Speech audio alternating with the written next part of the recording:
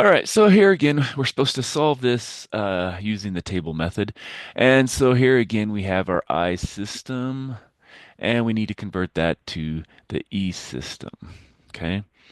All right, so that means we have to add S1 here and S2 here. So that's going to be a minus 2x1 plus 5x2 plus S1 equals 10.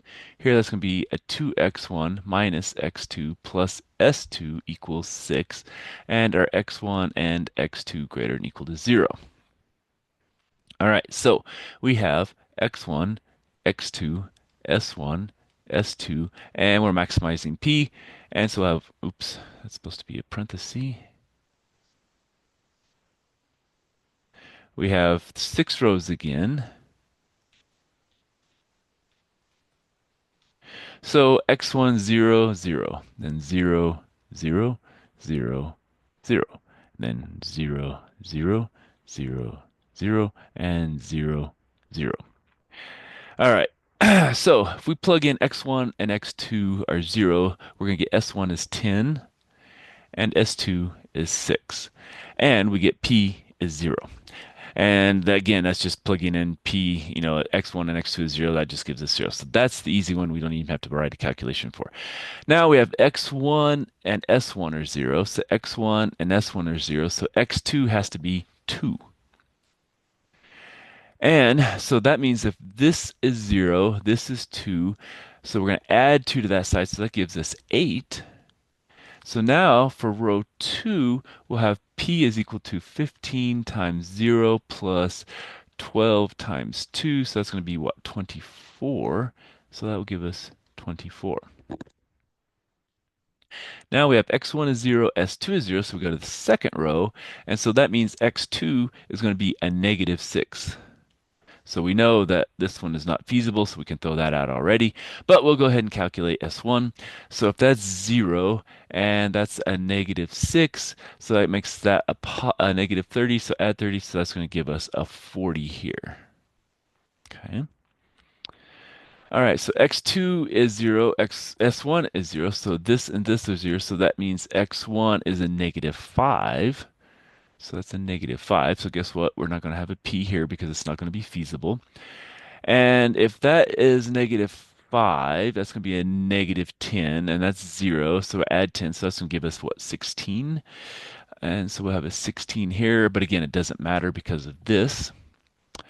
Now, if x2 is 0 and s2 is 0, so that's 0 and that's 0, x1 is 3. Now, if that's a 3 and that's a 0, if that's a 3, this becomes a negative 6 plus 6, so that's going to give us a 16 here. Well, those are all positive, so we can calculate that one. So let's go ahead and do that. So 5 this time, we'll do it in a right order, is 15 times 3 plus, and then it's 12 times 0, so that's going to be just 45. And our last one, those two are 0, so we're going to have to solve a system of equations. 2x1 plus 5x2 equals 10, and 2x1 minus x2 equals 6. Well, it's set up that those cancel, so 5 minus 1 is going to be 4. X2 is equal to 16, so x2 is equal to 4. All right, so if x2 is 4, now we can plug that back in. Let's plug it into here. So if that's a 4, we're going to add 4 over here, so that becomes 10 divided by 2, so x1 has to be a 5. Okay, well, that's a possible solution. So now we'll do 6. So P is equal to what? 15 times 5 plus 12 times 4. So that's going to be 75 plus, that's going to be what, 48? And so if we add those together, 75 and 48, so that's 13, and that's going to be 12, 123. Okay. And so we get 123. And if we're maximizing this, that has to be this one. So we can say max P is equal to 123 at x1 equals 5 and x2 equals 4.